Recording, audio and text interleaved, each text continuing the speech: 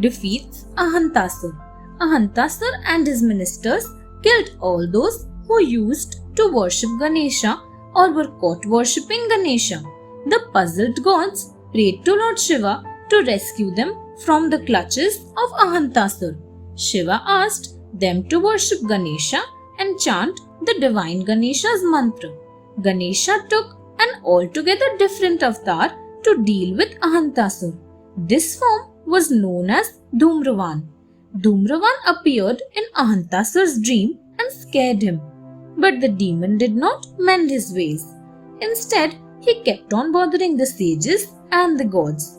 Dhumravan then instructed Narad to go and make Ahantasur understand the ill effects of his wrong deeds. But Ahantasur, who was blinded with false pride, did not listen. Dhumravan became furious and headed towards Ahantasur's kingdom. He destroyed the entire army with one blow of his weapon, Ugrapash, the nose.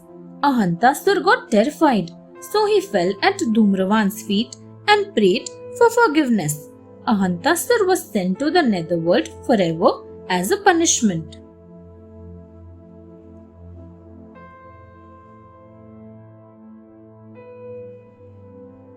Mamasur and Ganesha. Once Parvati had a quarrel with Shiva. She went to stay with her female companions.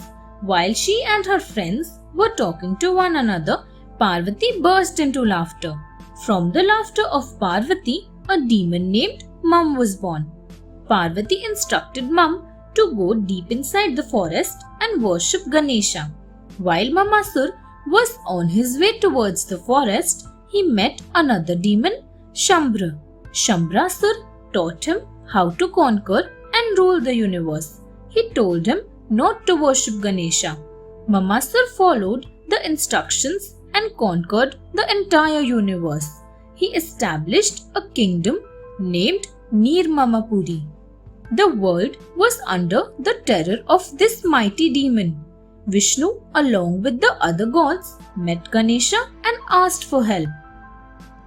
Ganesha assumed the form of Vighnaraj and fought against the demon. While fighting, Vighnaraj threw his fragrant lotus into the battlefield. The fragrance nauseated the demon and his army.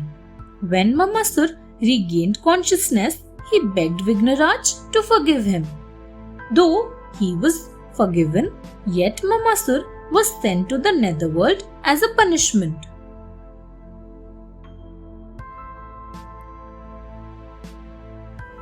King Chakrapani. King Chakrapani and Queen Ugra ruled Gandhali Nagari of Mithila kingdom. They had no children. As suggested by the sages, the king and the queen performed ardent penance and pleased the sun god. The sun god blessed them with a beautiful child. However, the child was stolen by a maid. While the maid was running away with the child, she toppled over a stone and lost her balance. The child fell into a river. The Lord of the Sea found the child. The sea god thought of returning the child to King Chakrapani. After a few days, the sea god disguised himself as a Brahmin and gave the child back to King Chakrapani. The king named him Sindhu as the sea god had brought him back. As days passed, Sindhu grew up to become a handsome boy. He became a disciple of Shukracharya, who preached him to worship the sun god in order to become powerful. Sindhu performed his penance.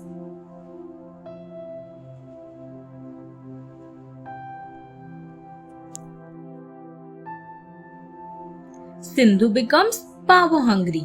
The sun god, pleased with Sindhu's penance, asked him to speak his wish. Sindhu demanded to become immortal. Sindhu got the divine nectar Amrit from the sun god. As long as the nectar stays in your stomach near the navel, you shall not die, the sun god told him. Thus, Sindhu received immortality. Sindhu became more powerful and ambitious after attaining the boon. He soon took over the entire kingdom from his father. As the new king, Sindhu became more hungry for power. He wanted to rule over the entire universe. He started defeating several gods, including Indra and Vishnu. Sindhu held captive all the gods at Gandhali Nagari. Finally, he attacked Mount Kailash in order to defeat Shiva. Sindhu's father tried to dissuade his son, but Sindhu could not be stopped. He imprisoned his father as well. Thanks for watching. Do like, share, subscribe to Sahil Book House.